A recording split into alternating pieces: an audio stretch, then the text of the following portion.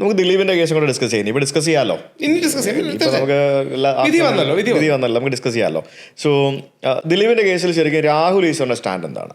ഇത് ദിലീപിൻ്റെ കേസിൽ പോലീസുകാർ കോടതിയിലടക്കം കൊടുക്കുകയും മീഡിയയിലടക്കം പ്രചരിപ്പിക്കുകയും തെറ്റിദ്ധരിപ്പിക്കുകയും ചെയ്ത ചിത്രമാണ്. അതായത് ഇത് മനസ്സിലാക്കാൻ ഒന്ന് ദൂരെ നോക്കിയാൽ മതി. ഇതാണ് ദൈവത്തിൻ്റെ കയ്യൊപ്പ് പതിഞ്ഞ ചിത്രം എന്നൊക്കെ ഡ്രാമ കളിച്ച് പോലീസ് പറഞ്ഞത്. ഒന്ന്, ദിലീപിൻ്റെ കൂടെയുള്ളൊരു സെൽഫിയാണ്.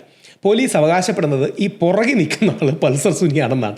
ലോകത്തിൽ ഒരു കാരണവശാലും പുറകെ നിൽക്കുന്ന ആൾ പൾസർ സുനിയാണെന്നോ അല്ലെന്നോ പറയാൻ പറ്റില്ല. അപ്പോൾ കോടതി പ്രഥമ ദൃഷ്ടിയായത് സ്വീകരിക്കാൻ പോലീസ് എന്ത് ചെയ്തു എന്നറിയാമോ? കൂടെ ഒരു ഫോട്ടോയും കൂടെ ഫോട്ടോഷോപ്പിൽ വെച്ച് ആഡ് ചെയ്തു. എന്നിട്ട് രണ്ടിനും ഓരോ റെഡ് മാർക്ക് വീതം കൊടുത്തുവിട്ടു. ഇതൊക്കെ കോടതിയുടെ വിധിയിലുള്ള കാര്യങ്ങളാണ്. കോടതിയിൽ ഇവിടെയും പൾസർ സുനിയുടെ ഒരു റൗണ്ട്, ഇവിടെയും ഒരു റൗണ്ട്. ഇത് പോലീസുകാർ ചെയ്ത വ്യാജ ഫോട്ടോഷോപ്പാണ്. DGP ഓഫ് പോലീസ് ശ്രീലേഖ മാഡത്തെ പോലെ കേരളത്തിലെ ആദ്യ വനിതാ IPS ഉദ്യോഗസ്ഥ, അല്ലെങ്കിൽ one of the first IPS വനിതാ ഉദ്യോഗസ്ഥ, നമ്മുടെ കേരളത്തിൻ്റെ കിരൺ ബേദി എന്നൊക്കെ വിളിക്കാൻ കഴിയുന്ന ശ്രീലേഖ മാഡം DGP ആയതിനു ശേഷം, അല്ലെങ്കിൽ ഇറങ്ങിയതിന് ശേഷം പറഞ്ഞതാണ്, ഈ വ്യാജ ഫോട്ടോഷോപ്പ് കൂടി ചെയ്താണ് ദിലീപിനെ കുടുക്കിയത്. ഇതിൻ്റെ തന്ത്രം വളരെ സിമ്പിളാണ്. ഈ കേസ് പഠിക്കുന്ന ആർക്കും മനസ്സിലാകും, ദിലീപിനെതിരെ കടുകുമണിയോളം പോലും തെളിവില്ല. നമ്മളെല്ലാവരും അതിജീവിതയോടൊപ്പമാണ്. പക്ഷേ അതിജീവിതയെ ആക്രമിച്ച ബാക്കിയുള്ളവരെ അല്ലേ, അല്ലെങ്കിൽ അതിജീവിതയെ യഥാർത്ഥത്തിൽ ദ്രോഹിച്ചവരെ അല്ലേ നമ്മൾ നിയമത്തിന് മുമ്പിൽ കൊണ്ടുവരേണ്ടത്? പകരം ഒരു ബന്ധവുമില്ലാതെ മാസങ്ങൾക്ക് ശേഷം ഈ കേസിലേക്ക് വലിച്ചിഴക്കപ്പെട്ട ദിലീപിനെയാണ്.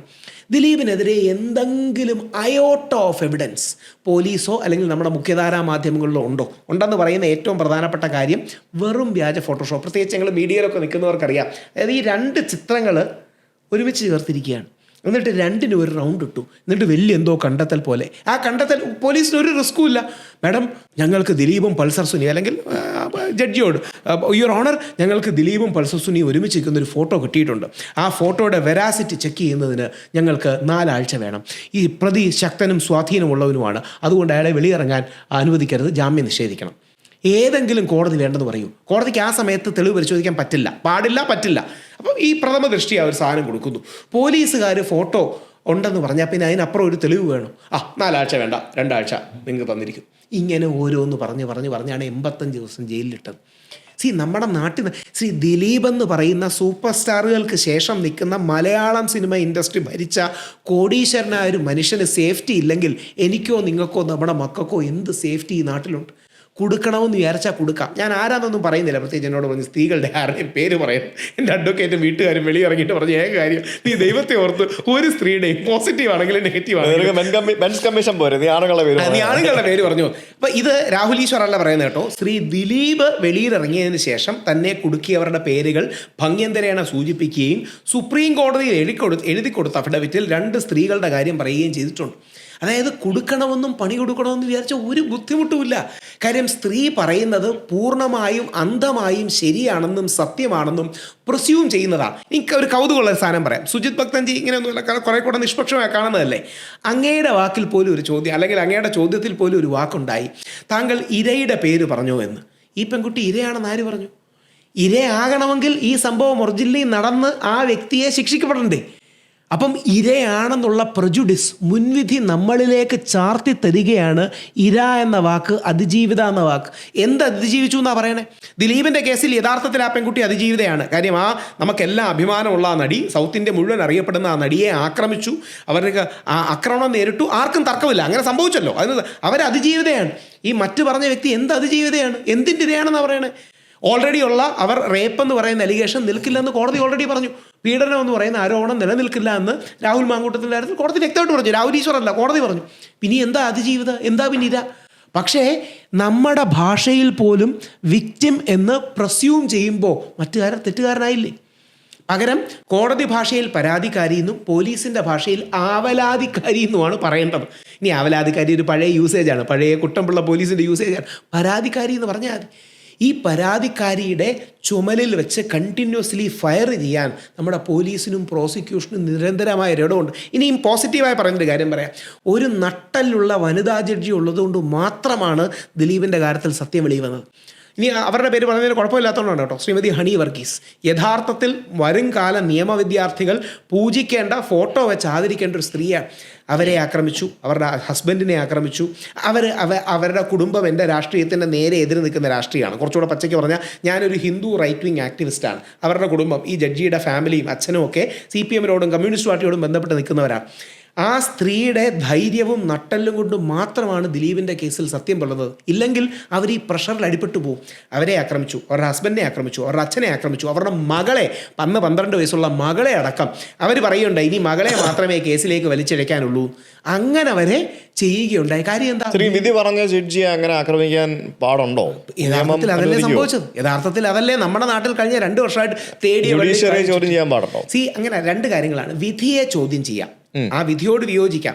ടെക്നിക്കലി സ്പീക്കിംഗ് ഇൻസൾട്ട് ചെയ്തുകൂടാന്നാണ്. പക്ഷേ ആ ചെയ്യലല്ലേ കഴിഞ്ഞ കുറെ കാലമായിട്ട് നമ്മൾ TV-യിലെല്ലാം കണ്ടത്. ചില ആൾക്കാർ വളരെ പച്ചയ്ക്ക് ഫേസ്ബുക്കിലും മറ്റുമൊക്കെ അങ്ങനെ പറയുന്നത്.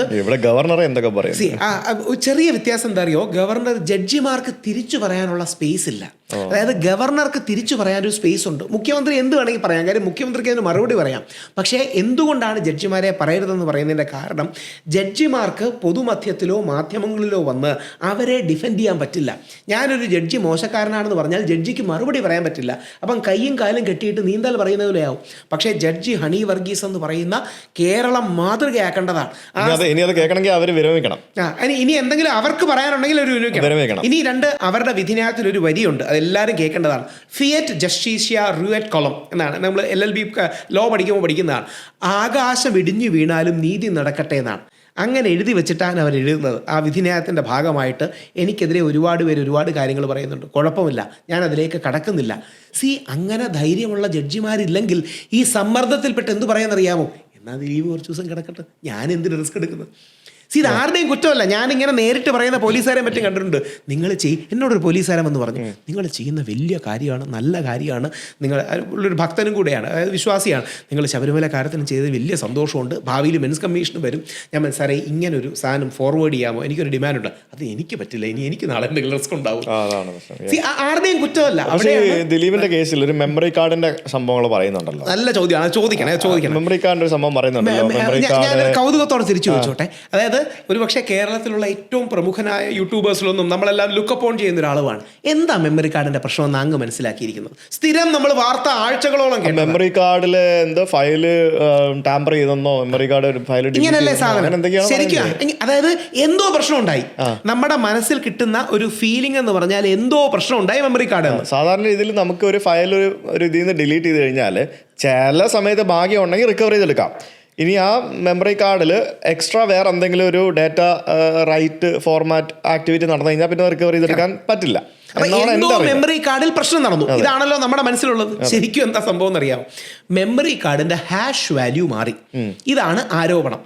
2, ഓർക്കുക, ഫയലുകളുടെ ഹാഷ് വാല്യൂ മാറിയിട്ടില്ല. മെമ്മറി കാർഡ് എപ്പോഴെങ്കിലും, ഹാഷ് വാല്യൂ എന്ന് പറഞ്ഞൊരു ടെക്നിക്കൽ സാധനമാണ്. മെമ്മറി കാർഡ് പുതിയൊരു കമ്പ്യൂട്ടറിലേക്ക് ഇടുമ്പോൾ മെമ്മറി കാർഡും കമ്പ്യൂട്ടറും കൂടി ഇന്ററാക്ട് ചെയ്തൊരു ഫയൽ ഉണ്ടാകും. ഉണ്ടായി കഴിഞ്ഞാൽ അതിന്റെ ഹാഷ് വാല്യൂ മാറും. ഹാഷ് വാല്യൂ തമ്മിൽ ഒരു ബന്ധവുമില്ല. ഒന്ന് ആലോചിച്ച് നോക്കിയേ, മെമ്മറി കാർഡിൽ എന്തെങ്കിലും ഉണ്ടോ ഇല്ലയോ എന്നുള്ളതും ദിലീപും പൾസർ സുനിലുമുള്ള ബന്ധവും തമ്മിൽ എന്ത് കാര്യമുണ്ട്? സാധാരണക്കാരെ പറ്റിക്കാൻ, നാട്ടുകാരെ പറ്റിക്കാൻ ടെക്നിക്കലായി എന്തോ വലിയ പ്രശ്നമുണ്ടായി.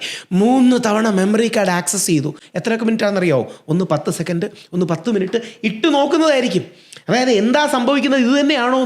അങ്ങനെ ശരി, ഇനി അത് ചെയ്തു എന്ന് തന്നെ ഇരിക്കട്ടെ. ആണെങ്കിൽ അങ്ങനെ ചെയ്യുന്നു എന്നുള്ള കേസും ദിലീപും പൾസർ സുനിലുമുള്ള ബന്ധവും തമ്മിൽ എന്താ കാര്യം? പക്ഷേ പാവപ്പെട്ട സാധാരണക്കാർക്ക് എന്തോ വലിയ കള്ളത്തരം നടക്കുന്നുണ്ട് എന്ന് ധ്വനിപ്പിക്കാനുള്ള മീഡിയ പ്രൊപ്പഗാൻഡയായിരുന്നു. ഇനി ആണിൻ്റെ പേരാണ്, അതുകൊണ്ട് കുഴപ്പമില്ല. ആണിൻ്റെ പേര് പറയാമെങ്കിൽ എനിക്ക് ഏറ്റവും ഇഷ്ടപ്പെട്ട മാധ്യമപ്രവർത്തകനുള്ള ആൾ നമ്മുടെ നികേഷ് കുമാർ സാറാണ്. ഞാൻ സ്ഥിരം പറയുന്നതാണ്, നികേഷ് സാറിനെ എനിക്ക് ഇഷ്ടമാണ്. നമ്മുടെ ശബരിമലയിൽ ഉണ്ടായിരുന്ന ഒരു ദേവപ്രശ്നമൊക്കെ എക്സ്പോസ് ചെയ്യാൻ നികേഷ് കുമാർ സാറാണ് ഏറ്റവും കൂടുതൽ ഹെൽപ്പ് ചെയ്തത്.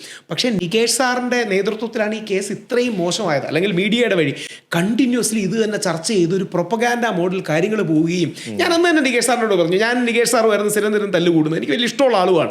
പക്ഷേ ഒരു മെറിറ്റുമില്ല ഈ കേസിന്. ദിലീപിനും പൾസർ സുനിക്കും ബന്ധമുണ്ടെന്ന് തെളിയിക്കാൻ എവിടെയും ഒന്നുമില്ല എന്നുള്ളതാണ് സത്യം. ഈ സത്യത്തെ മറച്ചു വെച്ച് ഇനി അടുത്താണ് ശ്രദ്ധിക്കേണ്ടത് കേട്ടോ. നമ്മുടെ മനസ്സിൽ സ്ത്രീകളോടുള്ള നാച്ചുറലി തോന്നുന്ന ഇഷ്ടവും ബഹുമാനവും മുതലാക്കിക്കൊണ്ട്, നമുക്ക് അതിജീവിതമാരോട് തോന്നുന്ന എമ്പതിയും സിമ്പതിയും മുതലാക്കിക്കൊണ്ട് നമ്മളിലേക്ക് പ്രൊപ്പഗാൻഡ ഇഞ്ചക്ട് ചെയ്യുകയാണ്. അതായത് നമുക്കെല്ലാം ഒരു പെൺകുട്ടി, അവൾക്ക് പ്രത്യേകിച്ച് നമുക്ക് അറിയപ്പെടുന്ന ഇത്രയും വലിയൊരു അഭിനേത്രിയായ പെൺകുട്ടി, അവൾക്കൊരു ദുരിതം ഉണ്ടായി എന്ന് പറഞ്ഞാൽ നമ്മളെല്ലാം അവളുടെ കൂടെ നിൽക്കും. നമ്മളുടെ ആ ഇമോഷനെ കൂടി മാനിപ്പുലേറ്റ് ചെയ്തുകൊണ്ടാണ് ശ്രീ ദിലീപിനെതിരെ ആഞ്ഞടിക്കാൻ ആഗ്രഹിക്കുന്ന ചില ആൾക്കാർ. അവർക്ക് ആഞ്ഞടിക്കാൻ അവരുടേതായ കാര്യങ്ങളും ഉണ്ട്, ഇല്ലെന്നൊന്നും ഞാൻ പറയുന്നില്ല, അവർക്ക് അവരുടെ ലൈഫ്.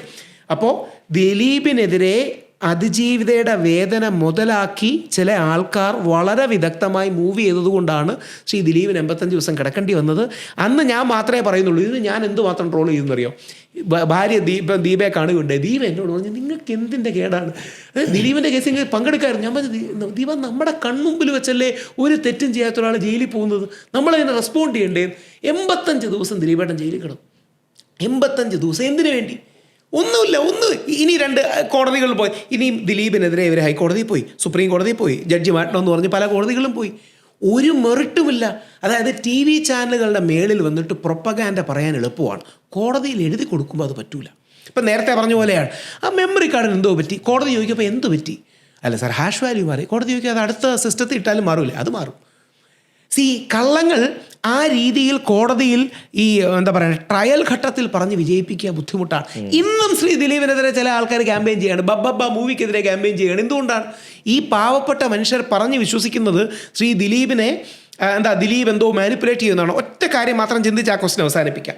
മുഖ്യമന്ത്രി, മന്ത്രിമാർ, പോലീസ്, 99% മീഡിയ, അപ്പുറത്ത് നിൽക്കുന്ന കേസിൽ ശ്രീ ദിലീപ് ജയിച്ചത് ദിലീപിൻ്റെ കഴിവുകൊണ്ടല്ല, രാമപിള്ള സാറിൻ്റെ കഴിവുണ്ട്, അതുകൊണ്ടല്ല, ആ ജഡ്ജിയുടെ നന്മ കൊണ്ടാണ്. ആ നന്മയിൽ എനിക്ക് വിശ്വാസമുണ്ട്. ദിലീപിൻ്റെ കേസ് എന്ന് പറയുന്നത് ദിലീപ് അത്ര പോപ്പുലർ ആയതുകൊണ്ട് ഇത്രയും ശ്രദ്ധ ആകർഷിച്ച കേസാണ്. ഇതിനപ്പുറത്തെ ഇതുപോലെ പ്രശ്നങ്ങളുണ്ടായിട്ടുള്ള ഇഷ്ടംപോലെ കേസുകളുണ്ട്. നിങ്ങൾ ഈ പറഞ്ഞ പോലെ തന്നെ ജയിലിൽ പോയിട്ട് ഒന്ന് കടന്നു കഴിഞ്ഞാൽ നമുക്ക് പലതും കേൾക്കാനും പലതും അറിയാനും സാധിക്കുമല്ലോ, കാര്യമാണ്.